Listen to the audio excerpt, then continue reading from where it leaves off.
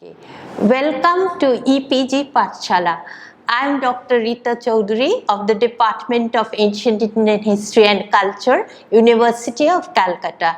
I am presently the head of the department and an associate professor. The topic before us today, it belongs to paper 11, Social and Cultural History of India from earliest to 1707 AD, and the module name is Slavery in India.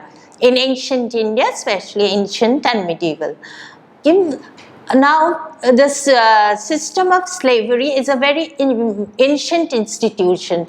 It existed everywhere in the ancient world, and even in India, we find it from the earliest times to the later medieval period, which went on increasing and proliferating. Now, the learning objectives of this module is to know about the origin of Indian slavery, slavery in the Vedic era, slavery in the era of heterodox religions, slavery in the Mauryan era, slavery in the post-Maurya and Gupta era, control over slavery in early India, and last, slavery in early medieval India. Now we will go on to see the introduction where we can see how slavery originated in ancient India. Slavery was quite rampant in different civilizations around the ancient world. Therefore, it was not unknown in ancient India. In their first invasions of India, the Aryans conquered people, and the word Dasa originally referred to these conquered peoples. Its later connotation no doubt developed from the reduction to bondage of the many Dasas captured in battle, and it is at this juncture that the probable origin of Indian slavery can be found. Later, this culture of human bondage and subjugation grew, and we find several classes of slaves mentioned in ancient Indian literature. But unlike any other ancient civilizations in the world, the manumission of a slave was recommended by prominent ancient Indian texts, and human regulations regarding them are not rare. So it is here that we find that there exists a difference between the ancient civilization of India and the other civilizations of the world. It was not as rigid as we find elsewhere. We go on to slavery in the Vedic era, where we can analyze the character of slavery during that period. In the Rig Veda, there are not many passages where the term Dasa can be said to have been used in the same sense of a slave. The word has been specially used to denote vanquished enemy. Etymologically, the word Dasa means a man who serves, and Dasi means a woman who serves.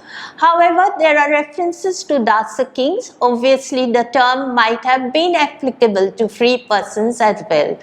The epics and the Puranas mention Dasis who were companions of queens and princesses. These women might have been serving girls and not slave girls. We see, however, there are other references also which point to the reality of the situation. The sale and purchase of humans did occur in the Vedic era. In the Aitareya Brahman, it is mentioned that one Ajigatta, who was a Brahman, sold his son Shunnasepa to a prince named Rohit for 100 cows. According to Puranic accounts, King Harishchandra sold himself to the sage Vishwamitra and became his slave. However, though some forms of slavery did exist in this era, the system of slavery was in general quite inconsistent with the Indian society, which was rigidly caste-oriented. Even the lowest occupations were caste-specific. Men belonging to the Dijati category, that is, I explain here, those who were regarded as twice born, especially the people who had Upanayan ceremonies. It was believed that after the Upanayan, the Dijati was born again. So, men belonging to the Dijati category, Brahmins, Kshatriyas and Vaishyas, were forbidden from being used as slaves. Even Shudras could not be gifted as slaves. If a Shudra is thus gifted, he is not bound to serve the man to whom he has been handed over. Thus, the system of slavery in the Vedic era was limited in extent and degree. Here I would like to mention that the sense that we use the word slave did not exist in the Vedic era. We have already said that they were more companions and serving people than the serfs and that who existed in medieval Europe or contemporary civilizations, because the rigidity was not there, that they were bound to the people that they were sold to. That sense was not there in the Vedic period. We go on to slavery in the era of heterodox religions. I have already mentioned that this was a time when which was a watershed in Indian history, because it is from here where the thought process, there is a difference in thought process than the previous era. So, and we find during this time that there was technical progress, changes in the ways of thinking and in the attitude of the people. So, with technical progress, there was a corresponding rapid development of the institution of slavery. There were now various types of slaves, and authors of heterodox religions started classifying them in accordance to their origin and functions. In the Pali canonical texts, we find women slaves categorized as follows into 8 categories. They were the Kulodashi, a woman slave of a high family; the Nati Dashi, a slave woman working in a rich household; the Devadasi, a slave working under the spell of a god; the Vanna Dasi, a slave prostitute; the Kumbhodasi, a slave of the pitcher; the Vihikottika Dasi, a slave who removes the husks from the rice; Dasi cha Bhariya cha means a slave wife; and the Jakho Dasi, a slave jokhi. These are the various classifications of slaves that we find. Now, the idea may be that there was a glorification of slavery during this period, and let us see, go on to how these slaves were treated. That there was rampant cruelty and subjugation of slaves in this era is evident from Pali canons, which give us more examples of cruel masters than kind and generous ones. For instance, there is the case of one slave girl, Rojchumala, who had been badly abused from her childhood. Even when she grew up, she was liberally beaten and tortured by her mistress.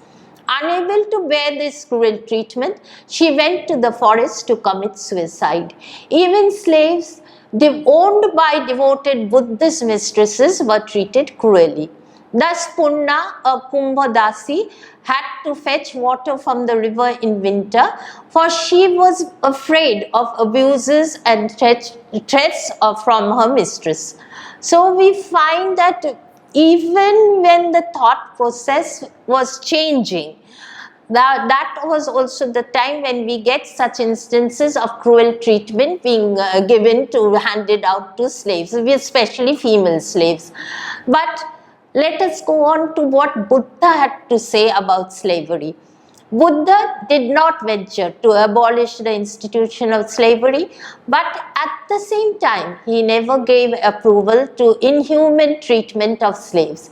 He recognized the importance of the work carried out by the slaves and therefore laid down 5 essential rules which were to be followed by his devotee householders: assigning them work according to their strength, supplying them with food and wages, tending to them in sickness, sharing with them unusual treats, and granting them leave at times.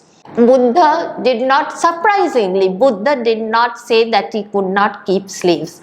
What he recommended was when people were keeping slaves, they were to be treated humanly. So he gave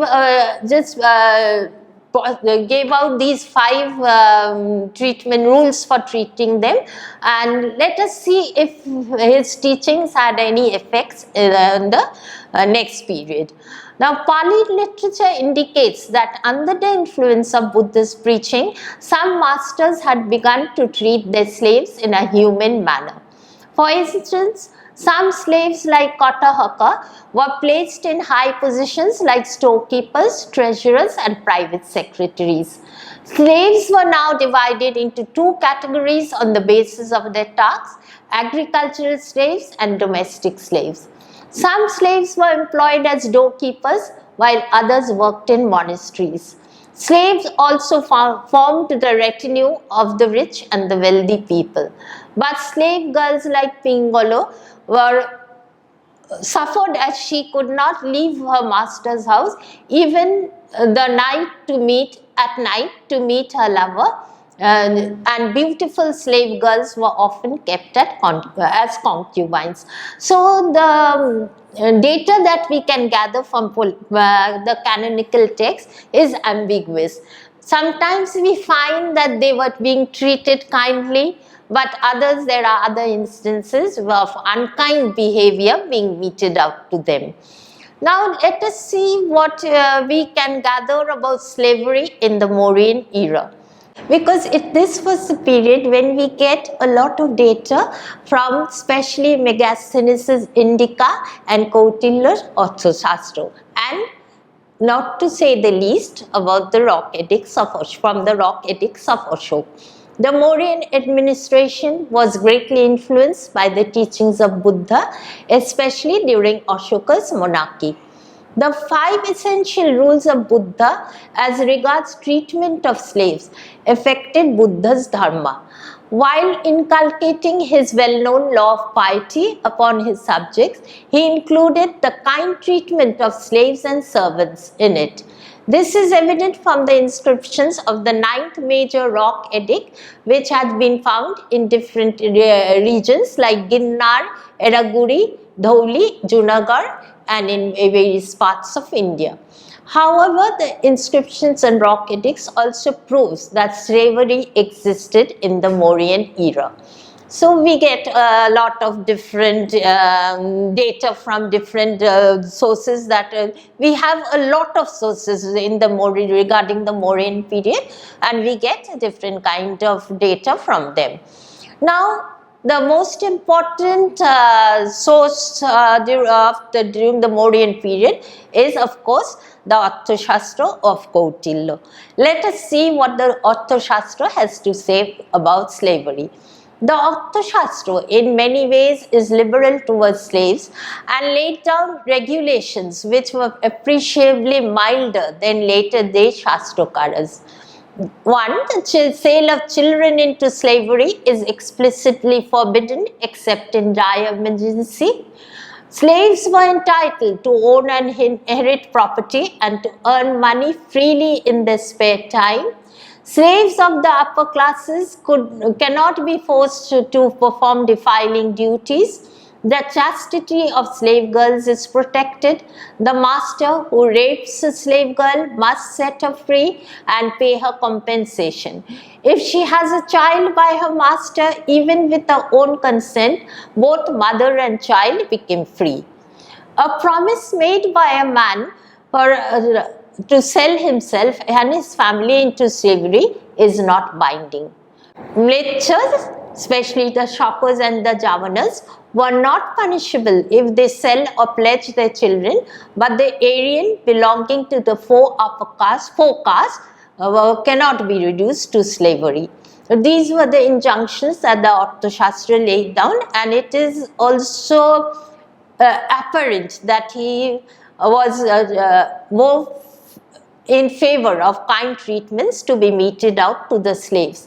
But then again, we find a classification of the kinds of slaves that existed in that era. Amongst them were the Dhwaja Rito, captured in battle, Atmavikrohi, who sells himself, Udar Dash, one who is born of a slave woman from a slave, and Ahitika, one who is a slave out of debt. The human regulation of the Arthashastra towards slaves is unique in the records of any other ancient civilization and reflects contemporary Mauryan laws and administration. Over here, I would like to say that Arthashastra is essentially a prescriptive text. So we must be careful to take the data that we get from here as reflecting the real situation. It may not be as bright, may not have been as bright as we see, as we get the idea from this text. It is therefore not surprising that Megasthenes declared that there was no slavery in India, because in the Greek sense of term it was really absent. This declaration, however, reflects that India has never been economically dependent on slavery. The Indian laborer, farm worker and craftsman were essentially free citizens. Although provisions were made for the sale of slaves, slave markets were unknown in India and slaves do not seem to have been a regular article of commerce. Now, before we go on to the post-Mauryan and Gupta era, I would like to add that the types of slaves that we have enumerated can be said to be unfree citizens of that time, of those times. We cannot say their character were not the same as the slaves as we find in Greece, because the slaves could become free by paying their debts that they had incurred, or by being good to their masters, serving their masters well. Now, in the Arthashastra, we find that along with other laborers, the slaves were also entitled to a salary of 1¼ ponos. And that their number was few is evident from the fact that in the state farms, other laborers were employed along with slaves. So, the position of slaves during the Mauryan era was not as rigid as that we find in Greece, Sparta, from where Megasthenes came from. Now we go on to the slaves in the post-Mauryan and Gupta era, because we find during this time a number of Dhamma Shastras have been written, and the Shastrakaras also enumerate the different kinds of slaves and also analyze the position of slaves according to the contemporary society. Now, the position of slaves according to Dharma Shastras was below that of the servants. The duty of an ordinary servant or bhitta entitled him to perform only pure work, whereas the slaves could be required to do impure work like sweeping, removing human excreta and personal services of the master. Now, again, to go on with the position of slaves, analyzing the position of slaves, we find that Manu has demarcated their position clearly when he opines that the principal duty of a Shudra was to wait upon the 3 higher classes, but he was not created as a slave. The slave is a subordinate member of his master's household. The maintenance of his maintenance was his master's responsibility. If he died without a son, it was incumbent on the master to perform funeral and commemoration rites for the welfare of his soul. So these were more kinder regulations that were being given, and along with that we find some harsher regulations, because it has also been said that according to most of the law books, a slave's property ultimately belonged to his master, and he might be bought, sold, loaned or given away. However, masters had no rights over the lives of the slaves, and they were not allowed to abandon them in old age.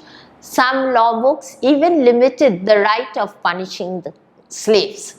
Now we go on to, now we find gradually actually the proliferation in the numbers of slaves, and each of the Shastrakaras contained elaborate classifications of the kind of slaves that could be seen in contemporary society. Now according to Manu's classification, we find one is one captured in battle, one who becomes so for food in scarcity of famine, one born in the house of a female slave, one bought, one given by parents, relatives and friends, one inherited, and one who becomes so because of payment of fine or judicial decree. Now later the Shastrakaras also contain elaborate classifications. We have those of Kattayan, Vigyaneshwar and others also.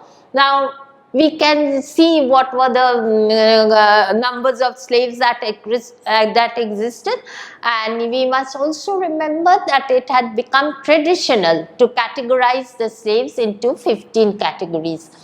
Now I'll go on to the categories that have been mentioned.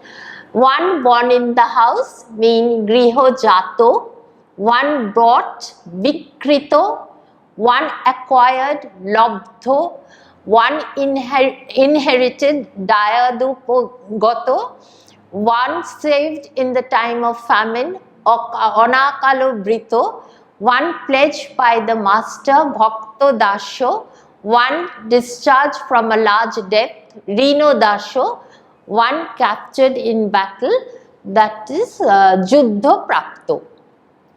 We go on to the next categories. One vanquished in a debt, Ponejito, one who accepts slavery, Upogato, one who is a runaway monk of an order, Probajjobashi, one who stipulates to be a slave for a certain time, Krito, one who is a slave for food, Ahito, one who accepts slavery for loving a slave girl, and one who sells himself, Atto Vikrito. Now we find when we get an idea that there was a proliferation of slavery during this period. But then again it may be mentioned that in other parts of the ancient world, slaves were a category, a subordinated category, beaten, ill-treated by their masters. There are of course certain references in Indian literature also, where we have references to slaves being ill-treated by their masters, and most of them were quite unhappy. However, a slave was far better off in ancient India than any other civilization. The term daso implies bondman or a serf and not a chattel slave. That was what they were in the other civilizations. Thus, they were forced to do all kinds of works which were demeaning to the other people. And we go on where there are which deals with the treatment of slaves and their punishments. According to Manu, a slave should be treated as a family member, and the dose of any punishment should not exceed that which is generally given in the case of an unruly son by his father. However, the Lekha Paddhati reveals that the female slaves were sometimes subjected to such cruelty and torture that they were driven to commit suicide. Domestic servants and other workers were deemed to be in a state of dependence, but slaves were under greater servitude. Their proprietary rights were negligible, and as they were owned by their masters, they were not able to command. They did not have a command over themselves.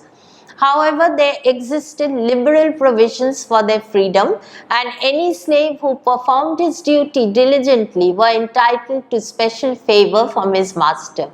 But the human regulations of the Dharma Shastras were not always followed. The master often behaved badly, they were beaten, and their lives became miserable. Ultimately, it depended on the master whether he will treat his slave brutally or will regard him as a friend and companion. Here also we find that it is not very clear as to how the slaves were treated.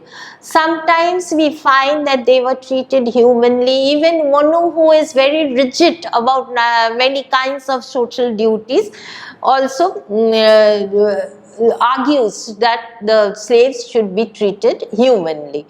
Now we have in the Lekho Paddhati enough data about female slaves who could be acquired by capture, purchase, gift, mortgage and inheritance. Now, it is obvious that often economic hardships force girls to become slaves. The duties of the female slaves were of a varied nature, such as cutting vegetables, pulverizing pulses, smearing the floor with cow dung, sweeping, bringing water and fuel, throwing away human excreta of the master's family, milking cow, buffalo, goat, churning curd, bringing grass for fodder, weeding and cutting grass, cooking, cleaning gutters and reservoirs of water, outdoor work such as cultivation, threshing, etc. We will proceed to see whether there was any control over this system of slavery in early India. Now, let us see what ways did the administrations try to control slavery in various parts of India. Now, ancient global, this is a very illuminating aspect of slavery in India. We have ancient lawgivers who were more willing to liberate the slaves rather than to encourage the system. Therefore, they came up with various restrictions to control slavery. As a rule, members of twice born caste could not be slaves. A Shudra could not do any work which is not attuned to the subcaste that he belonged to. A slave who saves his master from an imminent danger becomes free. A slave who was saved in a famine becomes free by giving a pair of cows. A person who is a slave because of a debt becomes free by repaying the debt or after completing a stipulated period of service. If a master has a sexual relation with his female slave, once the child is delivered, both the mother and child becomes free. A slave can earn his own wealth, and the heir to this wealth is his relations and not the master. No master has the right to inflict corporal punishment upon a slave. So, as I have said, that these are some of the aspects of slavery which we do not find in the other civilizations, because there is enough methods by which the master could free his slave from bondage. Now, there are the most important regulation that was imposed by the society was through the system of castes, which it contains a number of regulations. Like in early India, a slave oriented social system was inconsistent with the prevailing society, which was rigidly caste oriented. That is why, despite the existence of slavery, it could not proliferate and become a regular feature of Indian social life. The ancient Indian society acted as a deterrent and ensured that slaves have a right to enjoy an undisturbed family life and the right to have exclusive ownership of their earnings. The prevailing societal norms also explains why the lawgivers maintained a lenient attitude towards slaves. Now, we go on to all these regulations that we have mentioned. We go on to how early medieval India perceived these slaves. Now, the thing is that we must explain is that slavery continued throughout into the period of early India, from the early times to the times of early medieval period, that is 600 to 1300 AD. The medieval texts and the commentaries on the older ones maintained the liberal stand taken by the early writers of the Dharma Shastras. However, in reality, inscriptions reveal that slavery became rampant under the guise of religious devotion. For instance, in the Chol period, men and women who were unable to earn offered themselves voluntarily in temple services. They were then purchased as lifelong slaves by the authority. The text Upamito Bhavo Propancho Katha reveals an interesting fact that the Bhils, who were a tribe, were efficient slave traders. Now, in the early centuries of the Christian era, there was trade in slave girls between India and the Roman Empire in both directions, and slave markets existed in the 16th century Vijayanagar Empire.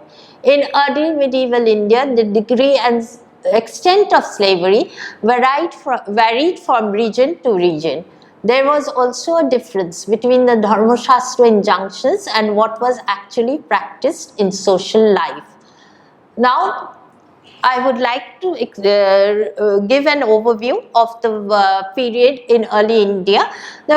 Before that, we must say that in the medieval period that followed, from the early medieval period, as we go on to the medieval period, the rules regarding slavery became very stringent, and we find rigidity in the system concerned. Now, and regarding an overview of the period, it must be seen that there were scholars early scholars who would like to maintain that slavery was a rigid system in early India. Now, they have taken the workmen's quarters in the Harappa civilization to indicate that the economy of India depended largely on slavery. But nowhere, they think that these the people who lived in these workmen's quarters near the granaries in Harappa were used in grinding corn, and along with them there were the dasas who were prisoners called the Dando dasas. Now, this method was followed in ancient civilizations like in Palestine and in Egypt, but in India nowhere has it been mentioned that they were slaves. The Shudras formed majority of the agricultural populations, and they were the ones who manned the farms and the industries. Now, it has been said, I have already mentioned, that the Aryas could not become slaves. Now, in that context, it can be said that the Shudras were not slaves either. Now, Megasthenes has said that according to D.D. Kosambi, he says that the slave system, which is equivalent to the ones in the Western world, could not appear here, because when the Aryans invaded India, their property was essentially tribal property. They did not have private property.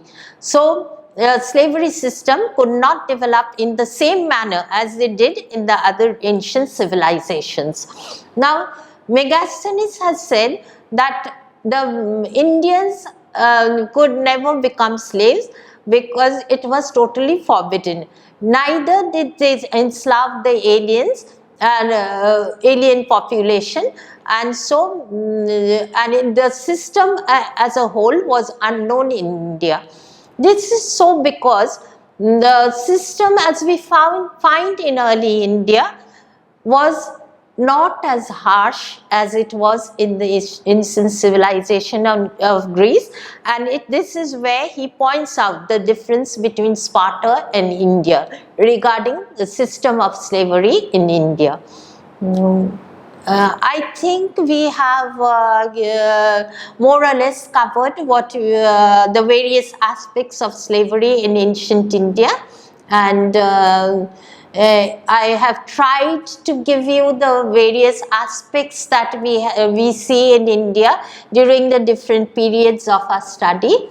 So, I hope I could make myself clear on this subject.